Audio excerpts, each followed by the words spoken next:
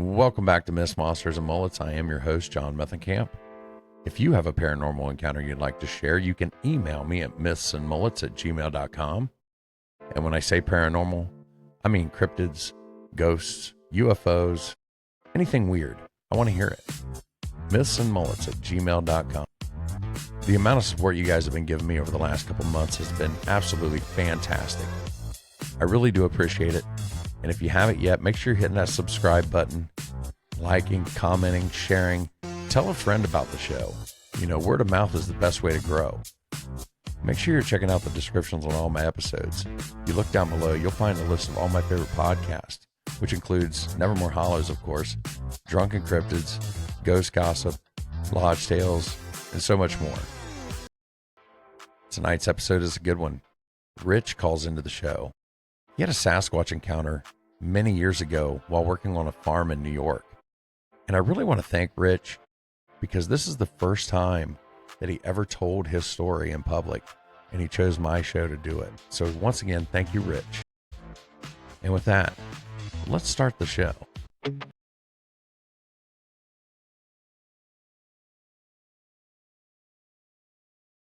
Shadows creep slow,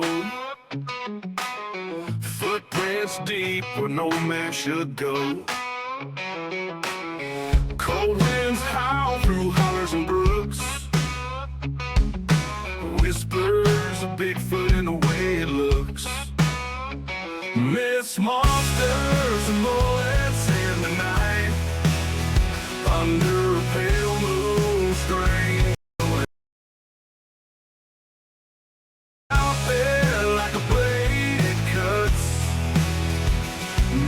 Monsters and mullets run amok.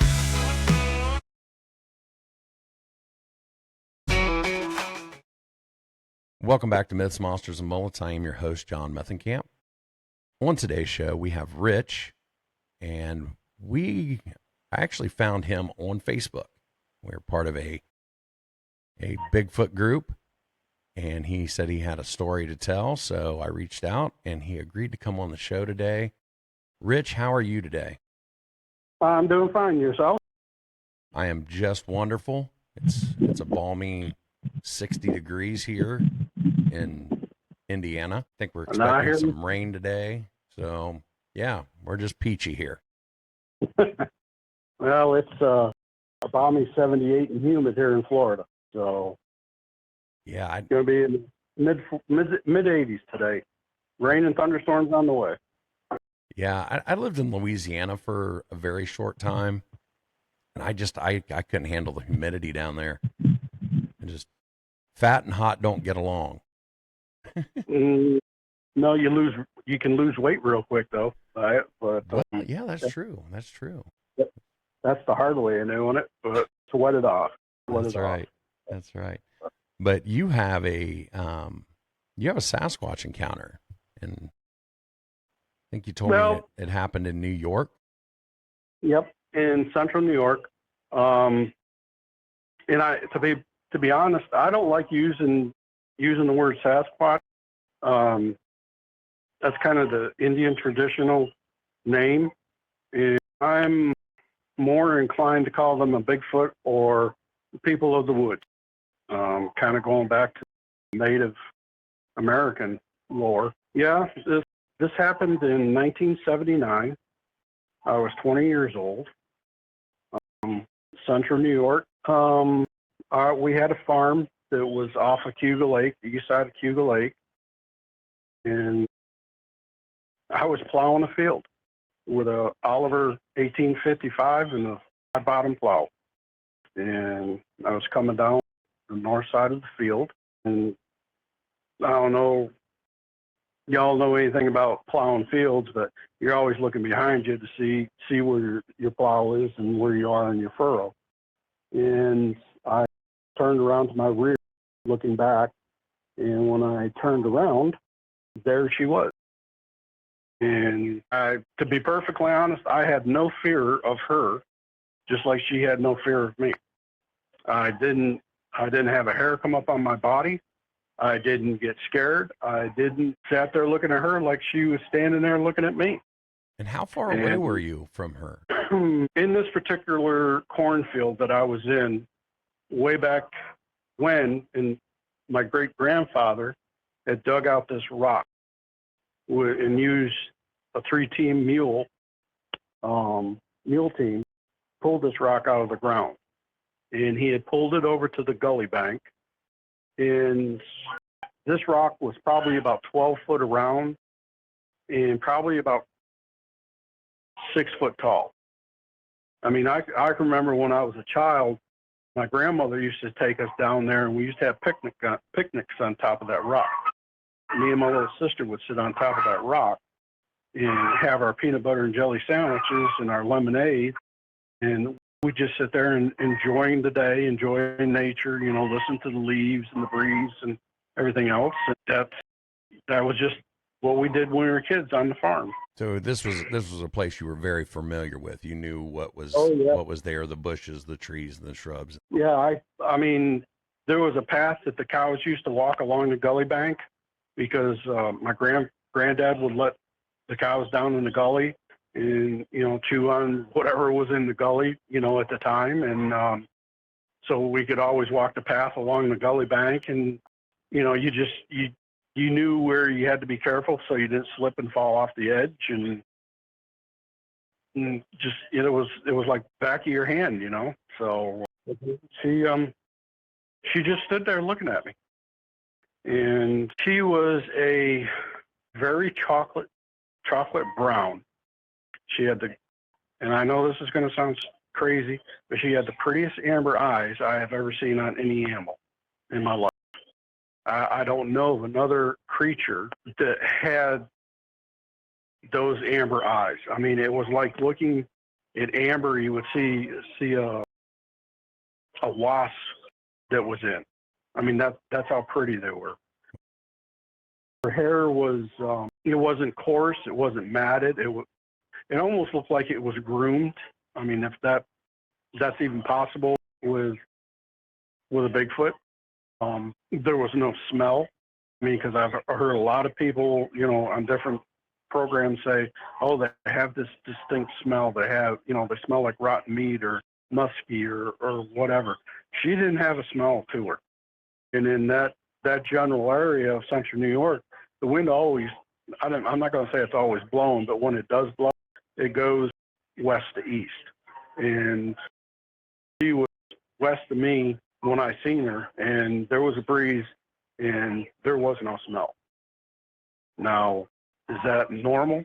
I don't have a clue. I don't know.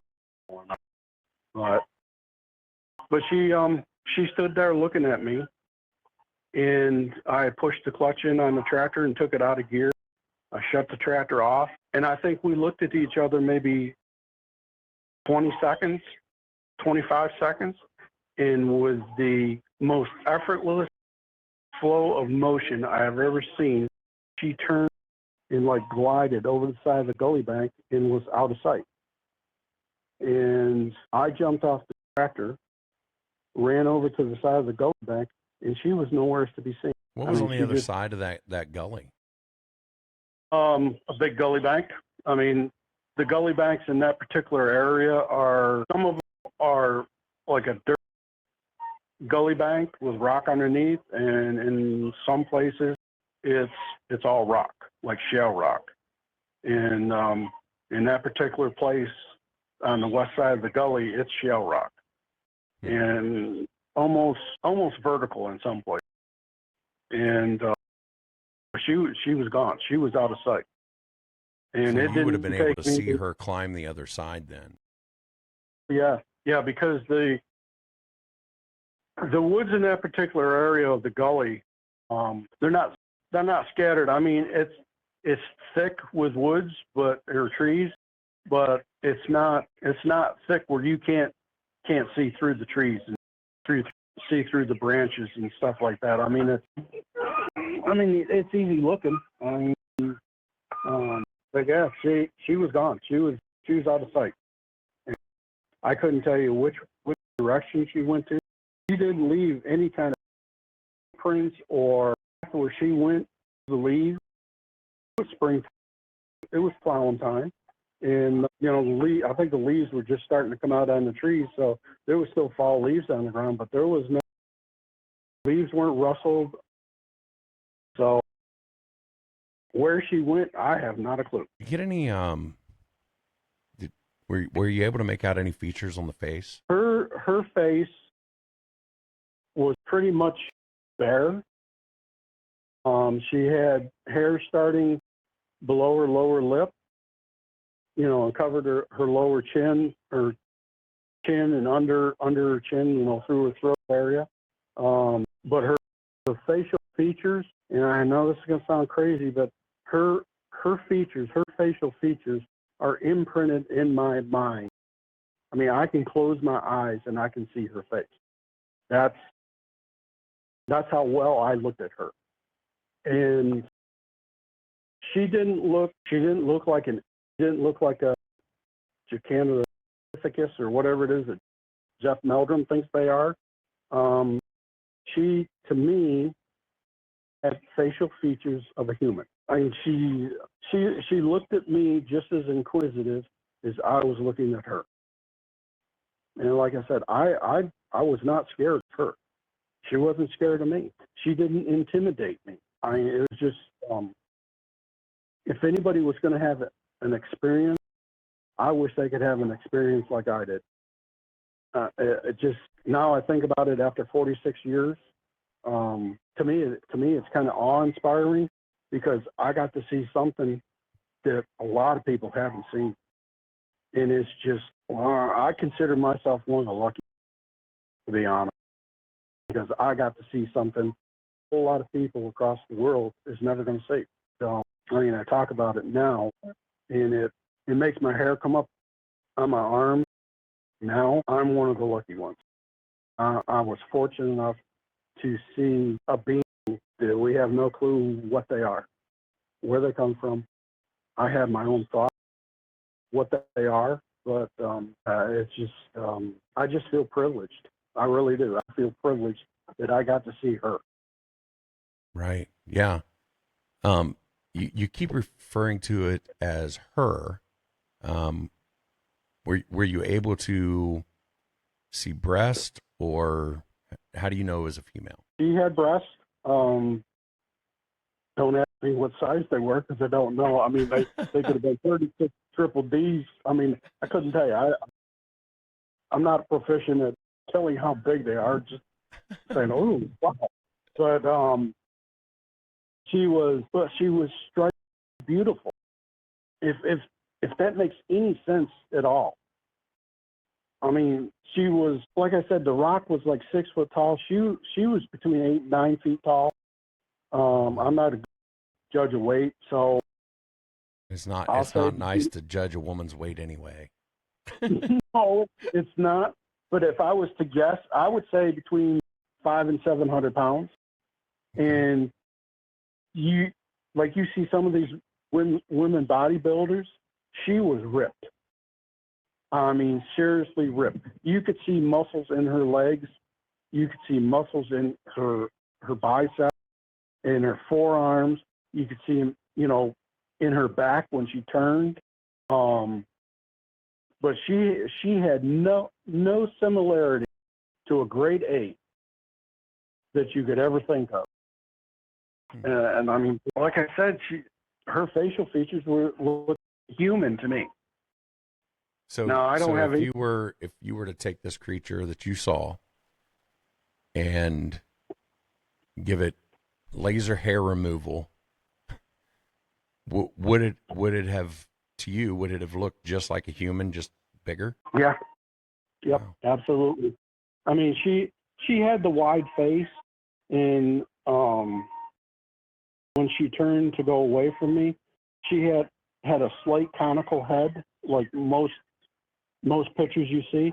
The best picture I can describe her to is everybody's seen this new AI picture of Patty from the Patterson-Gimlin photo. That's what she looked like, and that was a female. Right. And I didn't see that picture of Patty until I was in my mid-teens, maybe. I mean, I'm just guessing because I'm not sure. But she like I said, she looked more human. So what were your thoughts on Bigfoot before seeing this creature? Well, a little back history. There was, I can't say his name because everybody knows who I'm talking about. There was a gentleman farmer. His farm was on the other side of the gully from our farm. And he had pictures of an animal walking across his cornfield from like one wood line to another wood line. And my mom worked in a restaurant in a little town, it's probably 4 miles or so from where we lived on the farm. And he brought him into that restaurant and was showing everybody. And everybody kept saying, the bear, the bear. And I've seen the pictures for myself. There was no bear. Bear cannot walk on 2 legs across the acre corn. Can't do it. Absolutely cannot do it. I mean, I'm not a bear expert, but I know a bear can't walk across a 60-acre cornfield from wood line to wood line. And this was. And I know the exact field he took the 2 pictures in. But everybody growing up, I always heard my granddad, grandmother, and my uncle and my dad always talk about the bear. I've seen the bear again today. And kind of, as I've gotten older, because I'm 66 now, and I've had many, many years to think about this, I know what they were talking about now when they said the bear. And in central New York, there hadn't been bear in 100 years. And so, everybody kind of knew there was no bear in central New York. Now you go down the Catskills, yeah, there's bears. You go over to the Allegheny Mountains, yeah, there's bear. You go to the Catskill Mountains, yeah, there's bear. But there was none there in central New York. Bobcat.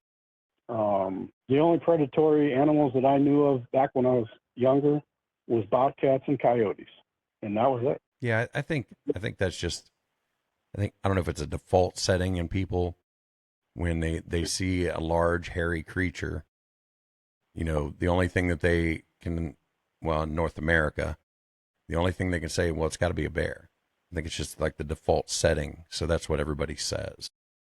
Well, I know my uncle used to go bear hunting on my mom's side. He used to go bear hunting up in the Adirondacks. And I know he got a couple bears. And I seen those couple bears that he brought home. They were still had their fur on them and everything. They'd been dressed out, but they hadn't been skinned. And the bears that my uncle got were nowhere near the size of what she was. No. Matter of fact, she could have probably taken a bear and split it in half with no effort, easily. And I used to deer hunt and I used to rabbit hunt and squirrel hunt and all that sorts of stuff. This thing made a bear look small. How you hear a lot of people talk about how wide the shoulders are. Did she have really wide shoulders like you hear in most descriptions?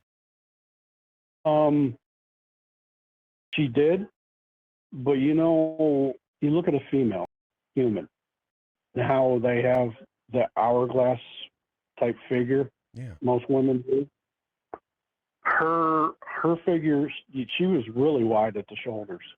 But after that wideness, like underneath her arms, kind of tapered down into where it got to midsection in her rump area, and then that size picked up again, just like an hourglass. And so not like Patty, because Patty was pretty barrel shaped. Yeah. Patty was a beautiful creature. She is a beautiful creature. And I pray to God she's still alive and she's still around. But This one, she just, like I said, she was beautiful. I mean, just if you could think of a sexy creature, she was sexy. And I know that sounds absolutely crazy. And I said kind of the same thing to my mom, and my mom looked at me and she said, "Are you nuts?" I said, "No, Mom. No, Mom, I'm not." I said, "You know that I wouldn't come to you with some kind of BS story if it wasn't true." And she said, "Yeah, I know that, son." And whatever you want to call it, all wrapped up into one. I mean, she was it. I mean, I can't say enough about, like I said, her deep chocolate fur was just, not that it glowed like, you know, a woman would take care of their hair, but it was just as soft, and to me, it looked just as soft in manicured, maybe not manicured, but groomed to make herself look that way. Look sexy, you know, look beautiful, whatever. But those are my own thoughts, my own seeing the beauty in nature. I mean, I don't know how. I don't have any other words to say about it. She wasn't ugly, because you see some of the artist renditions of Bigfoot, and they make them mean with this great big giant teeth sticking out of their mouths, and nasty looking fur on them or hair, not groomed, not just an ugly looking creature. And she was not. She was not. How long would you say that the hair on her body was? I would say 6 to 8 inches long, and that's just a guess. It might have been shorter than that. It might have been 4 to 6 inches. Did it seem like it was uniform? Like, yes. Like the head, yes. The hair on the head and the body? Yes.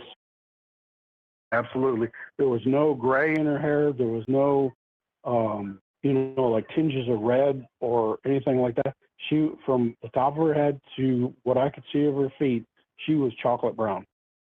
What about the skin? You said she didn't have hair on her face. Was it, what color was it? It was a dark, like a chocolate color. Her lips kind of had a pinkish, not quite pinkish. I shouldn't say pinkish. Her lips were a lot lighter than her skin on her face. But pink is the wrong word to say, because they're pink.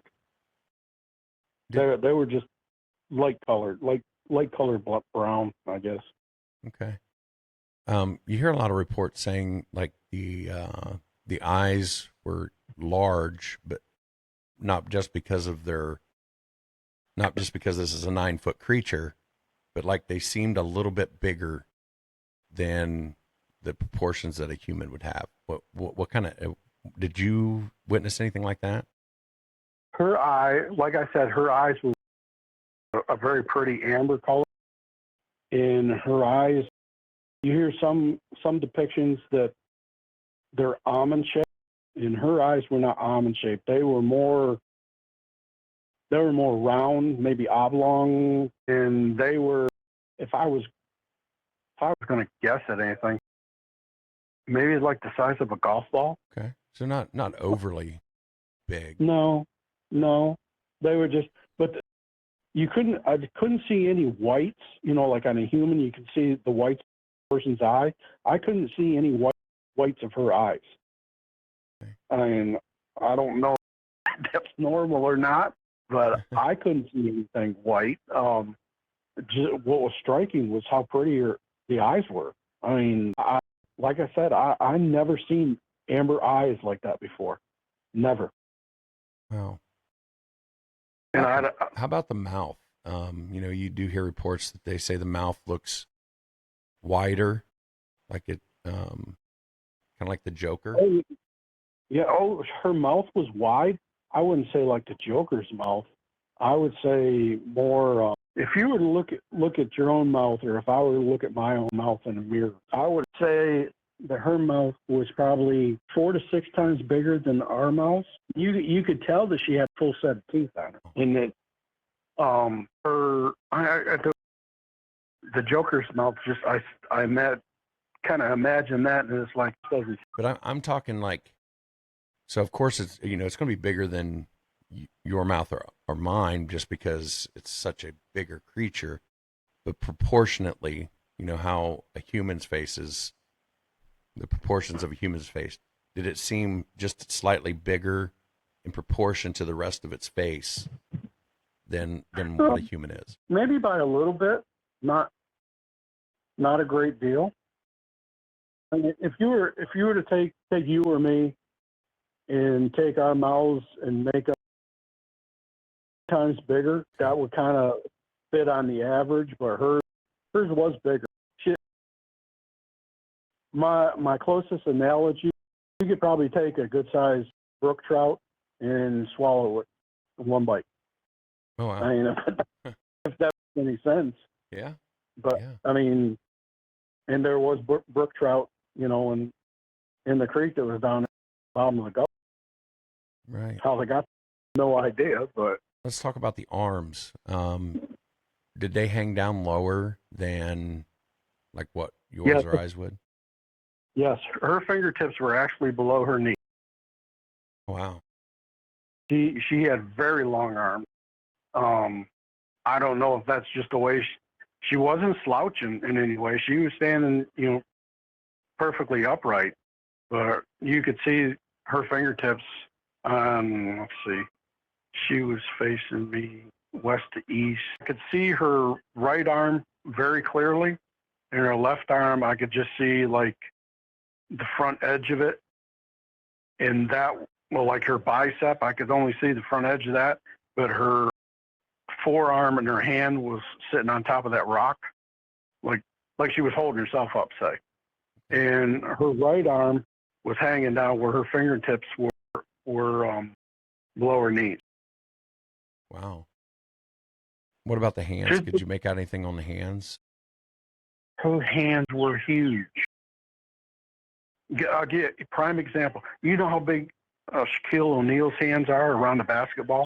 Yeah. Her hands were bigger than that. I mean, I'm not going to say I got particularly big hands, but her hands would engulf my hand by 3 times. Did it have hair on the hands or on the fingers? On the back of her hands, I've never seen her palm, but on the back of her hands up to last knuckle before, like where her fingernails were.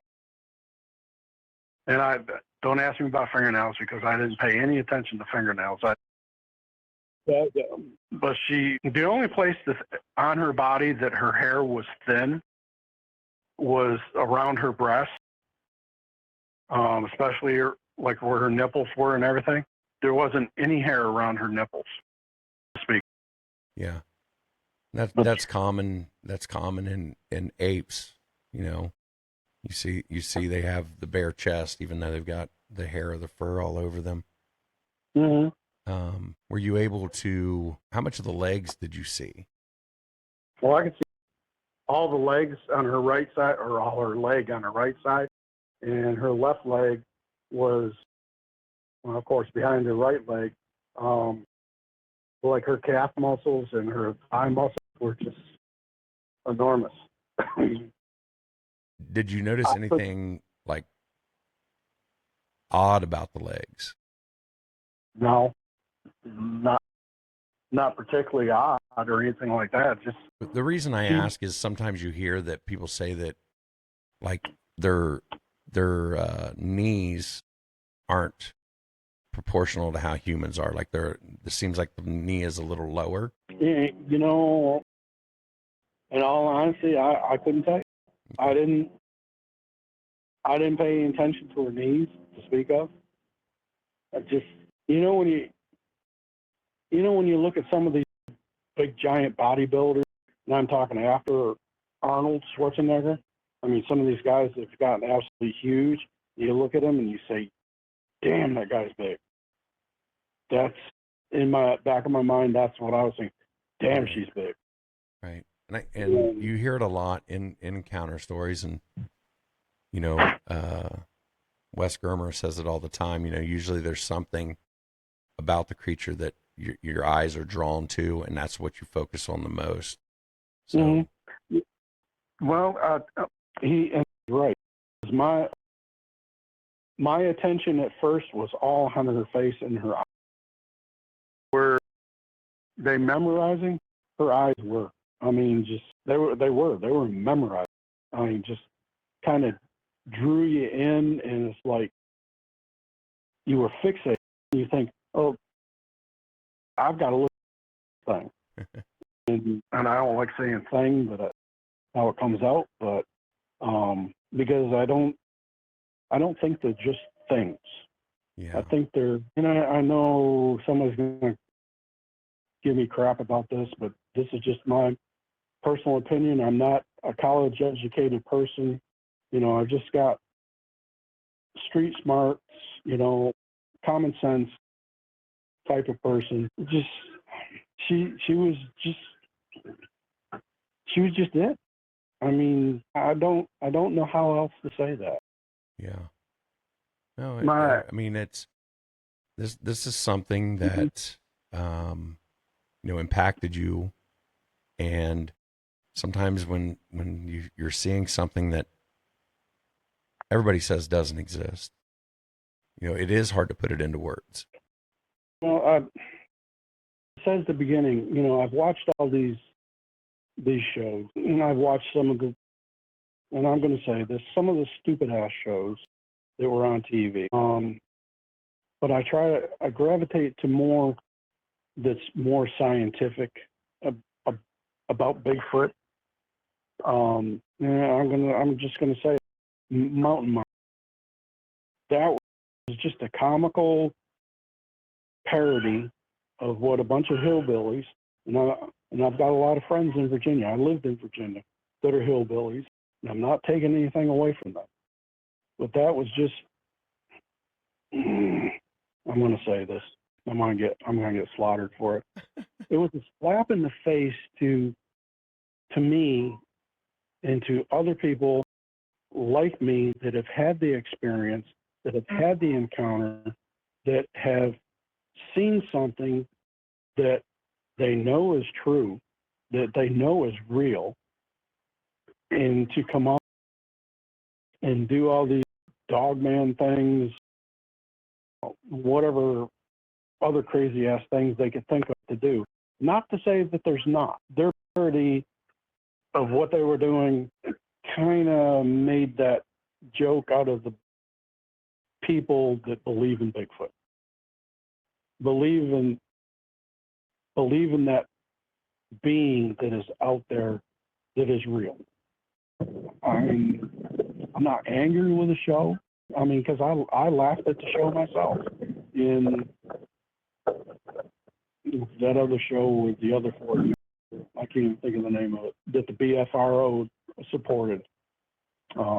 Finding Bigfoot. I really thought that was kind of a joke in itself. They never, you heard tree knocks, and you heard this and that and everything else. They never threw out the stuff like Expedition Bigfoot does. Yeah. I'm not cutting them down. I'm not harassing them. I'm not doing anything. But to me, those two programs did nothing for the Bigfoot community. To me, they put more skepticism in people's minds than they did to help them. That's my own personal thoughts. That's my own opinion. I gotta get off that subject before I get pissed. No, honestly, I do enjoy mountain monsters. I do too. I mean, I laugh my ass off when some of the hilarious stuff that they do. But I mean, some of these traps that Willie built and everything. Yeah. I mean, God loved the man. I mean, he was a genius building these traps. Did you ever catch anything? Right. I mean, those guys, and I do encourage you, if you ever get a chance to go to some of these conferences, and they're there, they really are some of the most down-to-earth guys you'll ever meet. They knew what the show was about. But I will say this, the creatures that other than Bigfoot that they were chasing, they actually researched those. a lot of the things that they did in that show, um, like they took actual encounters or actual stories and kind of recreated them. Okay. So some of the storylines that you hear, like they're taking a little bit from actual encounter stories and playing them out a little bit, you know, and of course it's scripted. They know it's scripted. Um, but you know that like I started watching it, and this is before I started researching Bigfoot and things like that.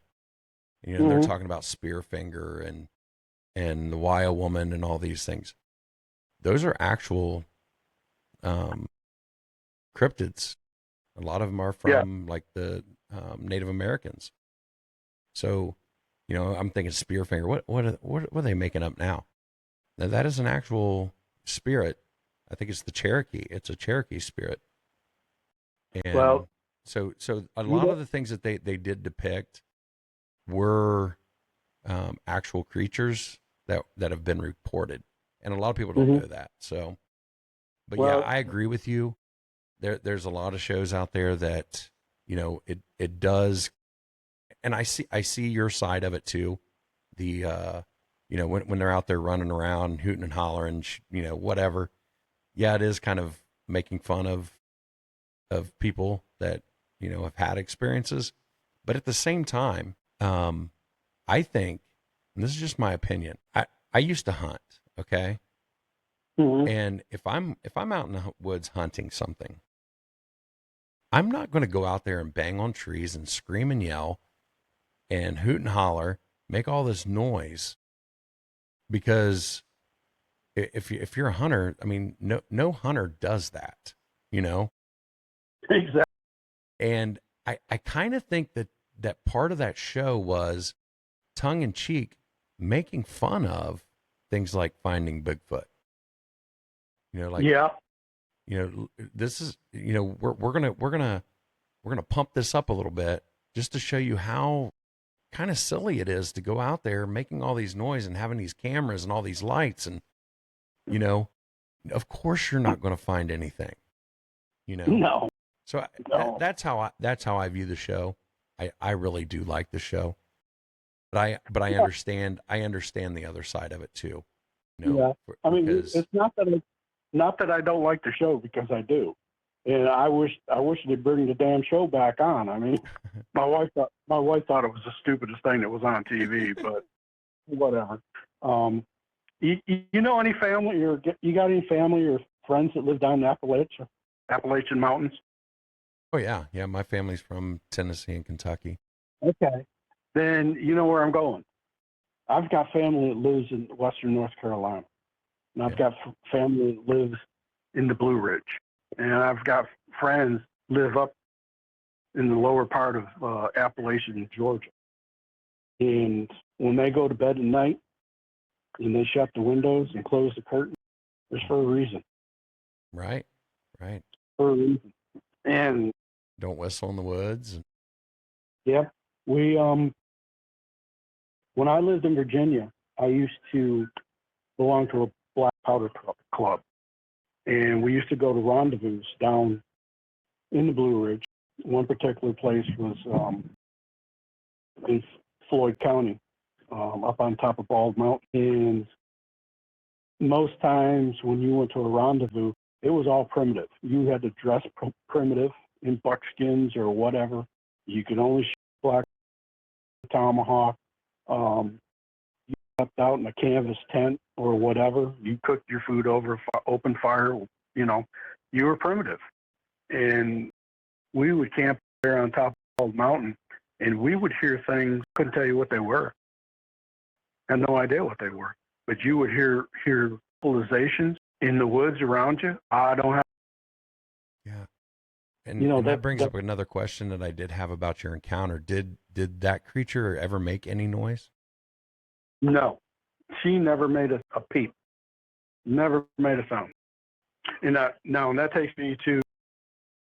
I've heard a lot of people expedition Bigfoot talk about what do they call it, infrasound, Yeah. or something like that. She didn't do anything. I mean, nothing. Now, I can tell you that when I was a child, when we used to stay down at my grandparents' house, my grandmother used to sit out on the porch with us, me and my little sister. And once in a while, we would hear a scream. And this scream was no bobcat. I knew from a little kid what a bobcat sounded like when a bobcat screamed. And this was no bobcat scream. Not when it carried through the woods, and when that sound kind of hit your chest, it kind of went through your chest, kind of thing. And my grandmother would say, "Oh, that's just a bobcat." I knew Grandma was just, telling us that so we wouldn't get scared or whatever. But she would never let us be out on the porch or play hide and seek or catch lightning bugs after dark. Never. Just, no, it gets dark, you need to be in the house. Did she have a yard light that she called a booger light? No. Nope. It was the only thing she had was a small little light bulb on the front of her house that Grandpa had put up for her. And the only other light that there was no security light even. The only other light was there was a small light fixture over the milk house door, and that was it. When it got dark at my grandparents' farm, it was dark where you could actually see the Milky Way. And now that's going back. That's going back to the '60s and in the '70s. But no. You were outside. You were on the porch, and Grandma was usually sitting with us. And when she said it was time to go in the house, we went in the house. She locked the door, closed the curtains, and we went and watched TV for a little bit, and then we went to bed, or we went straight to bed. I mean, there was no messing around outside catching lightning bugs, none of that. That's just the way it was. And if she wasn't out there with you, and she come to the door and she hollered for you, your happy butt better been there time she stopped talking to you. I'm serious. She did not let us kids stay outside by ourselves. Never. Right. That was the same way with my mom and dad. And our house, from my grandparents' house, was probably 3/4 of a mile away. And we used to ask about walking back home from Grandma's house to our house. And Grandma wouldn't let us do it. Even in Delic, Grandma wouldn't let us do it.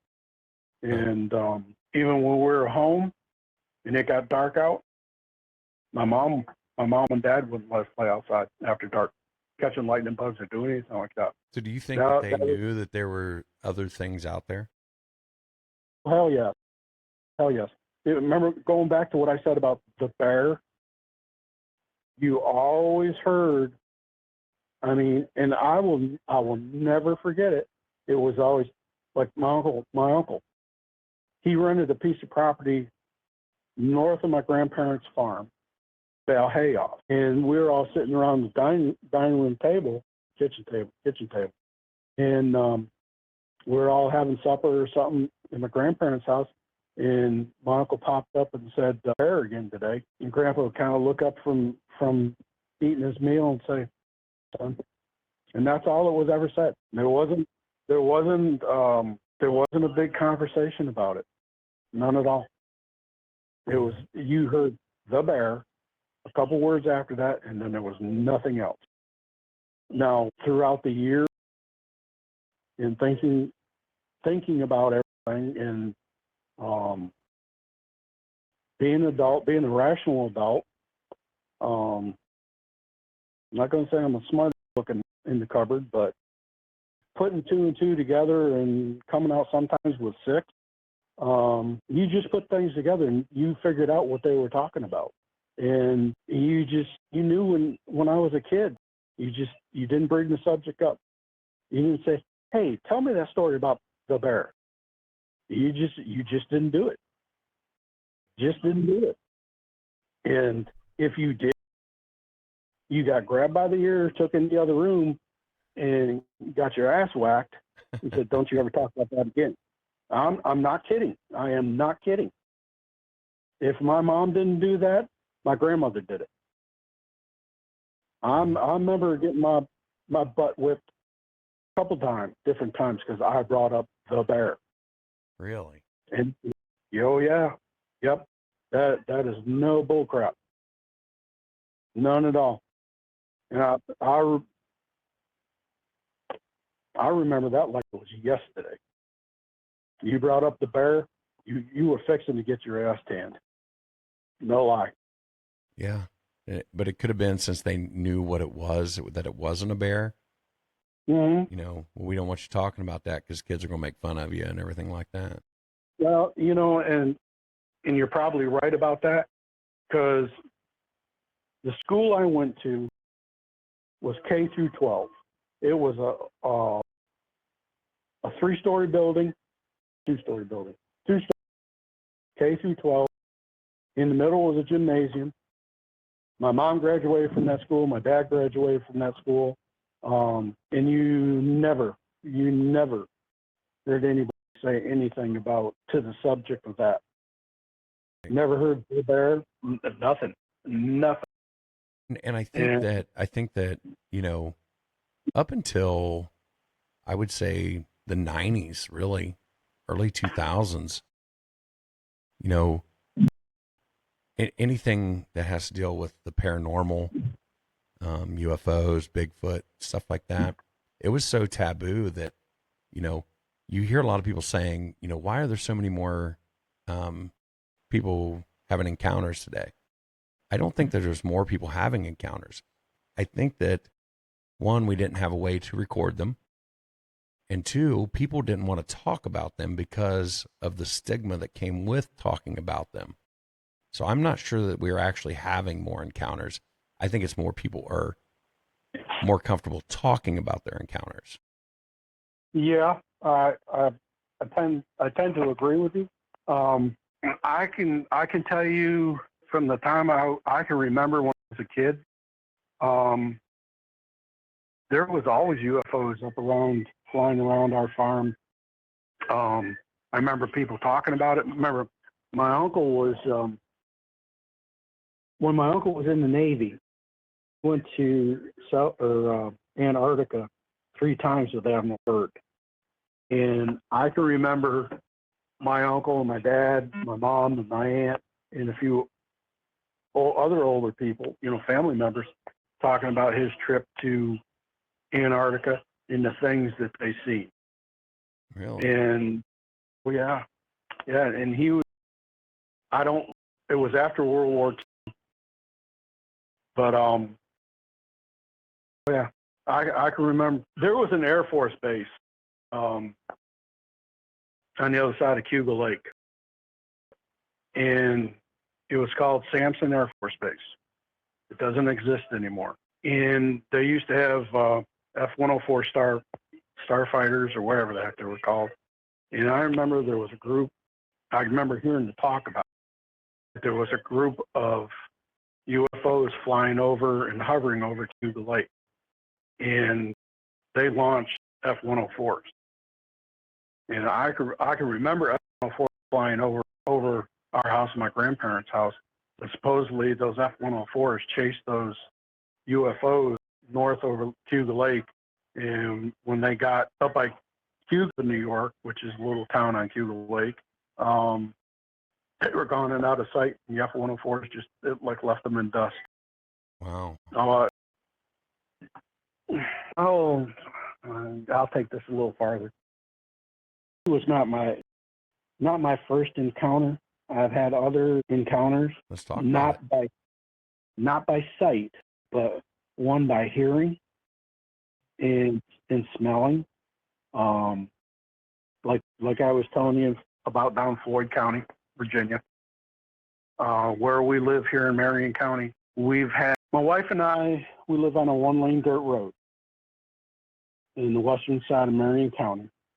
And across our dirt road is a big cow pasture. And in springtime, a little late now, but in springtime, sometimes I'll be sitting out on our porch after dark with the dogs, and all of a sudden, all 5 of my dogs are running around. Now, I've got a full-blooded female German Shepherd. I've got a full-blooded Belgian Melon, a coonhound, my boxer mix, and my pig. And when they're sitting all around me and they're shaking, they're scared, and you can hear something in that pasture walking, it's not a cow, it's walking where you can actually feel the ground or hear the ground vibrate, that's something. Yeah. And we've owned this property for, I've been here 32 years, 33 years. We've owned this property for almost 30 years now.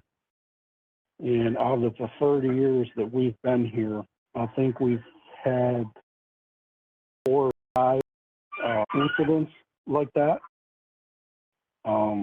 Yeah, you hear my geese in the background. Geese are my alarms. Yeah. At first, I thought maybe you were sitting on like a rocking chair and it was squeaking. And then I was like, wait a minute, no, he's on a farm. I bet those are geese. Yep. Geese are my alarm system, and I'm going to tell you what, they work really good. But you ever heard of Gulf Hammock, Florida? I have not.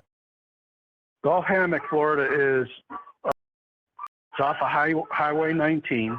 It's on the west side of Florida along the Gulf Coast. And over the past 4 or 5 years, they've had between 6 and 7 sightings of a Bigfoot over there. Really? Now, I was just driving down Highway 19 last year this time. I was down in Florida for my son's wedding, actually. Okay. And so, yeah, I know where 19 is. Yeah. You don't hear about that across the news or across the radio or anything like that. You hear it through word of mouth. And once in a while, you'll see something. Somebody will talk about it, like on. I think they talked about it one time on Expedition. I'm not sure now what it was on, but it was on something that they talked about it. But yeah, there's been sightings there. You know where the Ocala National Forest is? It's on the east. I know where it's at. I've never been there. Well, I've got friends that live out there in the forest, and they've had sightings out there. Yeah, that Ocala is kind of a hot spot. Yeah, because the Green Swamp is just south of us, and there's been sightings there. I can't think of that guy's name that does the expeditions down there, but I know he's had sightings. Matter of fact, he's had videos that he's put on about it. So, you know, I'll say to the person that's skeptic, why is there so many sightings? Right. You know, if it isn't real, then what is it? Now, it kind of takes me to my personal feeling what they are. I think they are our predecessors, or however that's said, of being human. I think they're an offshoot, or we're an offshoot of them. I think that's in between them going from Neanderthal, and that was kind of the Neanderthals did, and they did. And it comes to us, do I think they're highly intelligent? Yeah, they're a lot smarter than I am. I'm not a dummy, but they're a lot smarter than I am. I mean, if they can outwit me and hide from me and vanish in a blink of an eye, oh yeah, they're a lot smarter than I am. Yeah. Yeah, you could be right about them. I mean, even some of the Native Americans, they're just another tribe of peoples. Yeah. Well, you know, I'm not going to get on Native American kick or anything, but we could learn a lot if we just sat down and we listened to Native American elders and the stories that they tell and the things that they talk about. They're not far off the mark of our Creator, of the creation of Earth, and what kind of beings Bigfoots are. I don't think they're far off the mark. I think if the scientists really sat down and they listened to what these folks have to say, I think they'd be marveled. Yeah, I know you're a new listener to the show, but if you go back, I have 4 episodes. One was very recent, but then there's 3 in a row, and I have Rod from Lodge Tales podcast. He's from the Blackfoot tribe in Montana. Okay. And one of my episodes, we spend a lot of time, it's called Drawing Parallels. And we spend a lot of time talking about the similarities between their oral histories and like Christianity and, things that, a lot of people when they think of the Native Americans, they're like, oh, that's just old stories from people who didn't realize what they were talking about. But when you start actually listening to the stories, you find out, oh wait, it sounds awful familiar because take the flood story, things like that. They have a flood story too. Science proves that there's been several floods, like massive floods. The flood story. Yeah, the flood story. I mean, the Aztecs talk about it. Yeah. You got the Egyptians to talk about it. You've got the Indians to talk about it. You talk about the Chinese talk about it. The Japanese talk about it. I mean, there's got to be some truth someplace. Right. And then they find this place in Turkey, and I can't begin to pronounce the name, but they're saying that this civilization goes back 20,000 years before humans were even thought of. It's Right. like, how can that be? And then you get thinking about the science, and it's like, wow, maybe human civilization has been here a lot longer than what they're trying to tell us it's been here.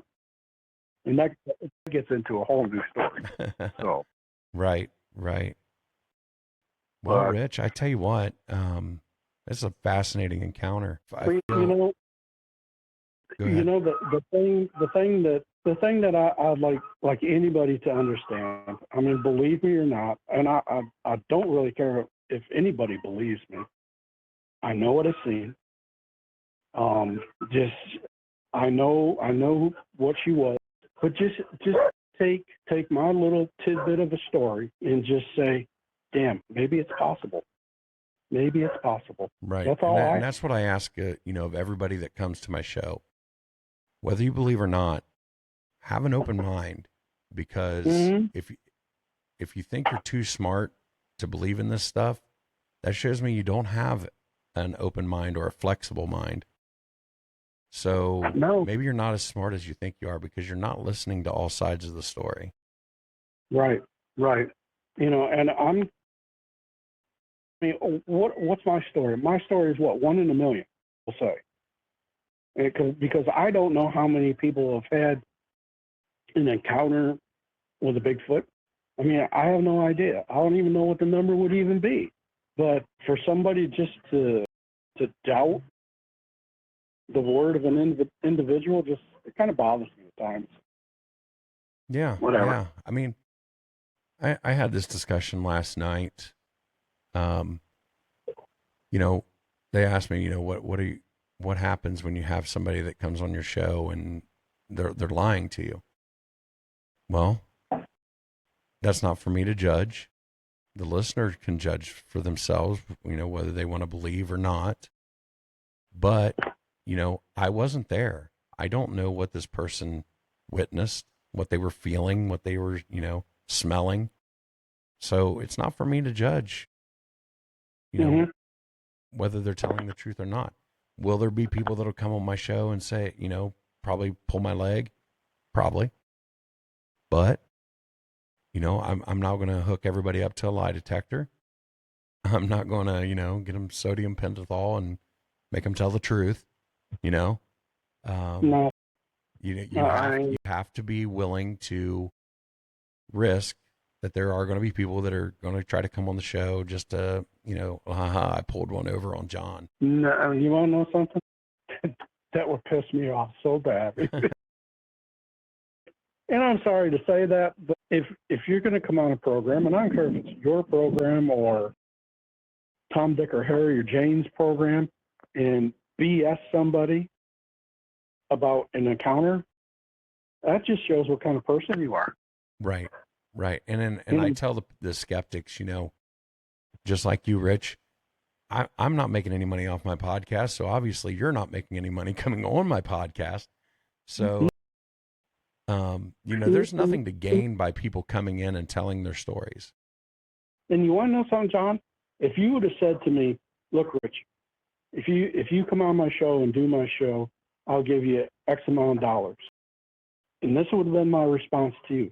If you have to pay me to tell my story, it's not worth me telling my story.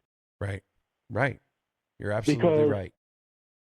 Because, and I'm going to say this, and you're probably going to beep it, but I'm not getting anybody when I tell them. And if you're here to believe me, thank you. I appreciate you believing in me. If you're here to say, he's just a bullshit liar, you want to know something? You can go someplace else. Sit on it and spin. I don't need you, you know, and I am any one of my family members, my wife, my daughter will tell you I don't bullshit anybody. I tell you how it is. I tell you what color it is. And 9 times out of 10, it's black and white, and there is no colorful words. Yeah. But I don't need to bullshit somebody to make them believe a story. If I've got to do that, it's not worth my damn time talking. Yeah, and that's the other argument that I give. You know, who really has the time to, and I'm going to go on these shows and tell this story just to waste their time. Well, why? What's the point? Well, my time. You already know I got a horse farm. Yeah. I mean, I've got things I could be doing right now. I've got things I could have been doing for the last hour and a half. I could have been mowing the pasture. I could have been mowing the yard, cleaning the hay barn. There's a lot of damn things I could have been doing instead of coming on your show and doing this podcast. Right. But come on your podcast to tell or to give my knowledge of what I've seen, because I don't feel that it's a story. To me, it is true to life because it was my life that I lived, that I went through, that I seen. You know, like I said, there's a lot better things I could have been doing today. Not that your show's not important, because it's important to you. It's important to it's important to. I'd like to think, and I'm not trying to toot my own horn. I think shows like mine. Let's put it this way. I think shows like mine are important because they give people a safe place to come in, tell their story without judgment, and for somebody just to listen to them. Because I think there's a lot of people out there that have, whether it's Bigfoot, whether it's UFOs, whether it's, ghosts, whatever it is, there's a lot of people, they feel like they don't have anybody they can tell that's going to believe them. And that's the whole purpose of my show, is to give people, no matter how big or how small their story is, a place to tell their story. Mm-hmm. Absolutely. Absolutely. And that kind of goes back to, you should pat yourself on the back, because you're doing a service for an individual like me or anyone else who wants to tell the story like me. I hadn't said for 46 years, besides my mom, my wife, and my daughter. Those were the only 3 people that knew anything about this. My mom passed away 2 years ago in October. And when she was on her deathbed, I said, Mom, it's time for me to tell my story. And she looked at me and she said, Rich, when the time is right. Yeah. And my wife, she's from California. We used to go camping. Well, I can't even tell you where. Her grandfather had a cabin someplace in the mountains in California. And they had heard things, but it was all taboo, not talked about.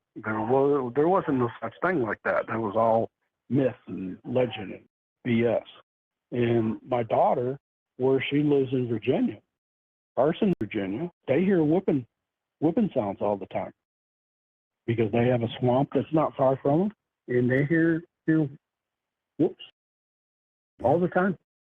She calls me. She says, "Dad, Dad."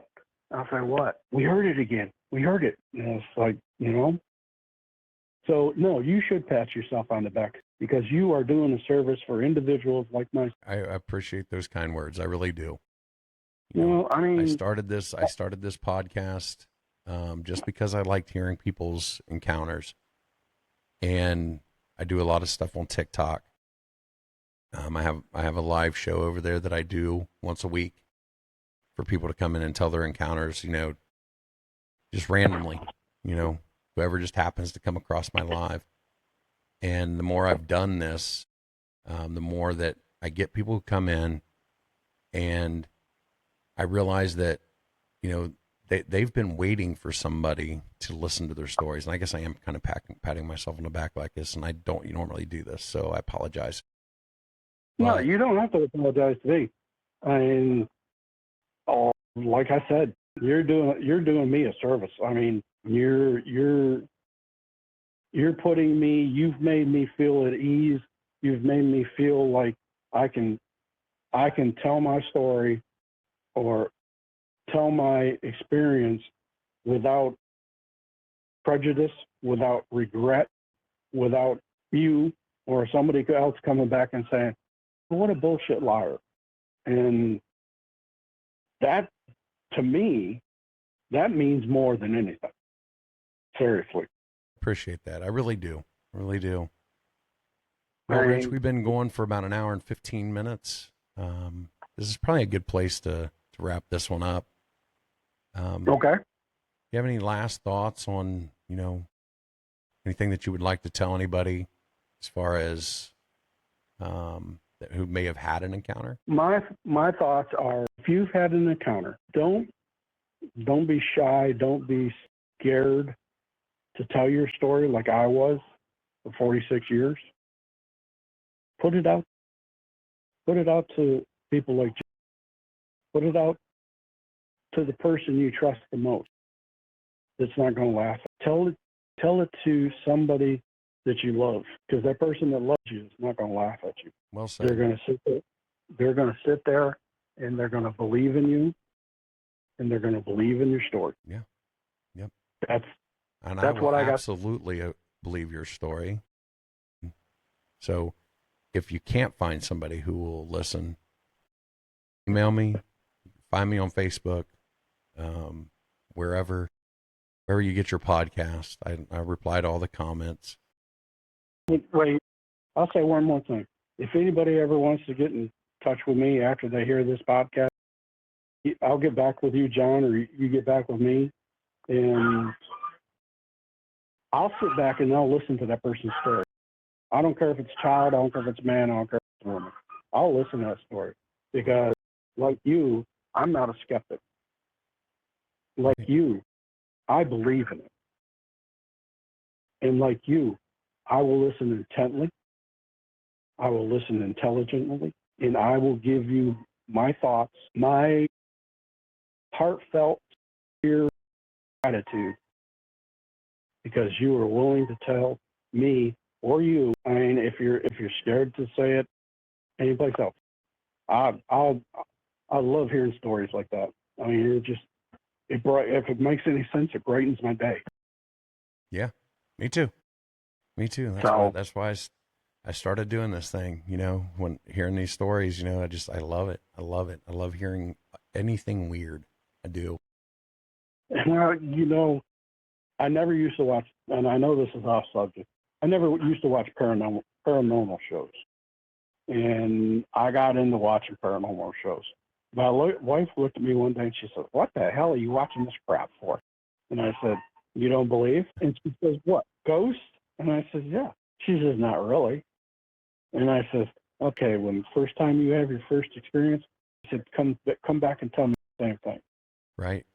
That's what started my whole journey, was having a paranormal encounter at the Randolph County Infirmary in Winchester, Indiana. Yeah. Okay. Well, I know this is off subject again, but I've had quite a few UFO experiences too. And Why don't we set up a time for you to come back and we can talk about some more? okay, that'd be great. Yeah, Because I got 2 of them right now that are absolutely bizarre. Yeah. We'll get you back on for a part 2. We'll talk off air about that. All right. Well, Rich, I do appreciate you coming in tonight. And well, I guess it's this morning. Let me rephrase that. I appreciate you coming in this morning, and we'll stick around. We'll have a little conversation off air. Well, I appreciate you asking me, John. It's been an honor. It's been a privilege. I finally, somebody besides family that truly and honestly believes me. I do. All right, Rich. I appreciate you coming on.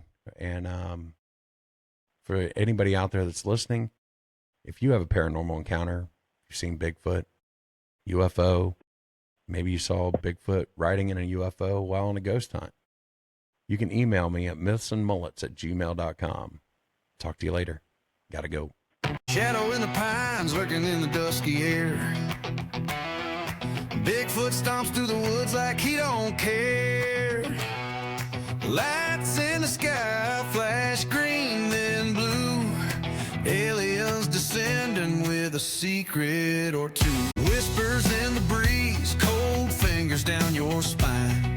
Ghosts in the graveyard, twisting through time. Eyes wide open in the dead of night. The myths and monsters giving one hell of and Mullets podcast. Hosted by John Methencamp, fiery soul. He takes us where the wild unknown flows. Oh, Miss Monsters and Mullets podcast. Spinning wild tales of a future and a past. Hosted, he takes by you. You hear a raspy growl. Swamp gas glowing as the coyotes howl. UFO zipping just above the trees. Grabbing hold of wonder like a southern summer breeze. Easy, others call it a lie. But listen real close as the truth passes by. The lines are big growl. Swamp gas glowing as the coyotes howl. A UFO zipping just above summer breeze.